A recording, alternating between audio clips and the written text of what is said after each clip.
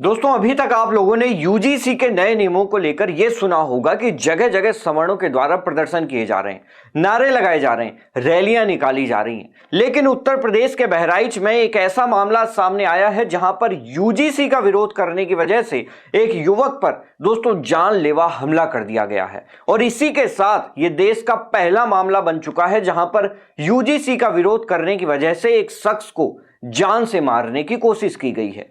चलिए आपको बताते हैं कि पूरी खबर आखिर है क्या।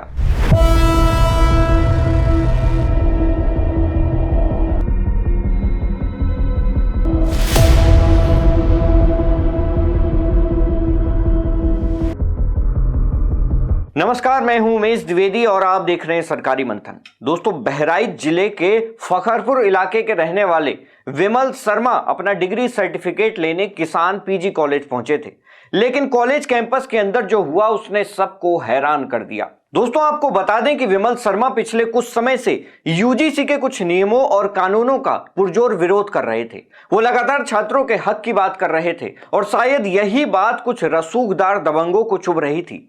जैसे ही विमल कॉलेज की दहलीज पर पहुंचे, पहले से घात लगाकर बैठे दबंगों ने उन्हें चारों तरफ से घेर लिया।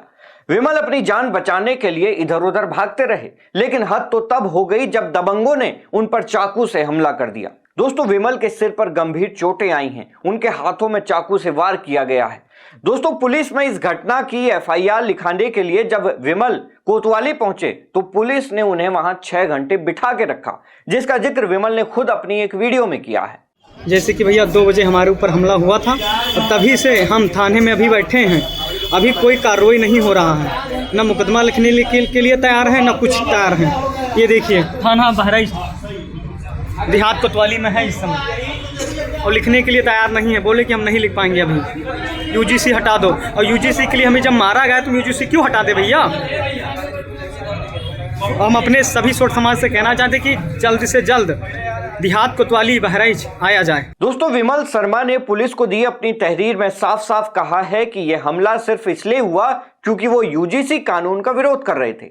बड़ी बात यह है कि विमल को पहले भी चुप रहने के लिए धमकियां मिल रही थी। उन्हें डराया जा रहा था कि अगर उन्होंने अपनी आवाज बंद नहीं की तो अंजाम बुरा होगा। और सोमवार को दबंगों ने अपनी उस धमकी को हकीकत में बदलने की कोशिश की। दोस्तों इस घटना के बाद लोगों का गुस्सा 7वें आसमान पर पहुंच गया। जैसे ही यह खबर फैली कि एक छात्र पर कॉलेज परिसर में हमला किया गया है, भारी संख्या में सवर्ण मोर्चा के कार्यकर्ता पहुंच गए। दोस्तों इस घटना पर सवर्ण मोर्चा के प्रवक्ता पंडित अभिनव नाथ त्रिपाठी ने कहा कि अगर 48 घंटे के अंदर दोषियों पर कार्रवाई नहीं की गई तो सवर्ण मोर्चा लखनऊ से बहराइच जाकर आंदोलन करेगा। केंद्र सरकार यही तो चाहती थी कि जातीय संघर्ष बढ़े, इसीलिए तो ये काला कानून लेके आई थी। और यही बात हम शुरुआत से कह रहे हैं, ये समाज को तोड़ने वाला कानून है, ये समाज को बांटने वाला कानून है। अभी तो स्थितियां तब भी बहुत अच्छी हैं, आने वाले समय में ये स्थितियां और भयावह होंगी। मैं सरकार को बताना चाहता हूं आपके माध्यम से कि अगर 48 घंटे के अंदर गिरफ्तारियां नहीं हुई तो सवर्ण मोर्चा की टीम लखनऊ से बहराइच के लिए प्रस्थान करेगी और हम हर स्तर तक संघर्ष करेंगे अपने कार्यकर्ता को न्याय दिलाने के लिए।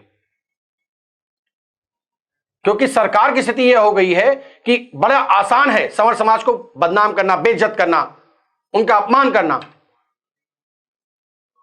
लगातार सरकार सवर्ण समाज का अपमान कर रही है।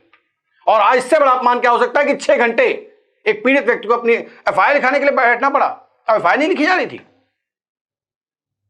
पुलिस ने अभी तक एक दबिश नहीं दी, सिंगल दबिश नहीं दी गई कि किसी गिरफ्तार कर लिया जाए, ना कोई सीसीटीवी कैमरा नहीं लिखा गया। इंस्पेक्टर कोतवाली बहराइच कहता है कि ऐसे नहीं लिखी जाती एफआईआर। आखिर किसी के चेहरे पे खून बह रहा है, पूरे शरीर पे खून ही खून दिख रहा है, साफ साफ दिख रहा है, हाथ पे चाकू मारा गया है, उसके बाद भी आपको और एविडेंस चाहिए एफआईआर लिखने के लिए। यह दुर्भाग्यपूर्ण है, इससे हमें ऐतराज है। दोस्तों मैं संपूर्ण समाज से कहना चाहता हूं कि आप मुखर होइए, नहीं तो आने वाले समय में यह जो काला कानून है यह हमारे आपके बच्चों के खून से खेलेगा।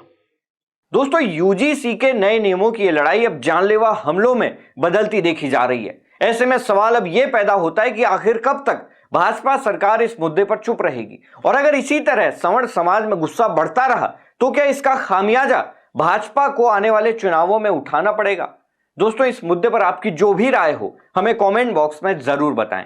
मैं हूं उमेश द्विवेदी और आप देख रहे थे सरकारी मंथन। नमस्कार।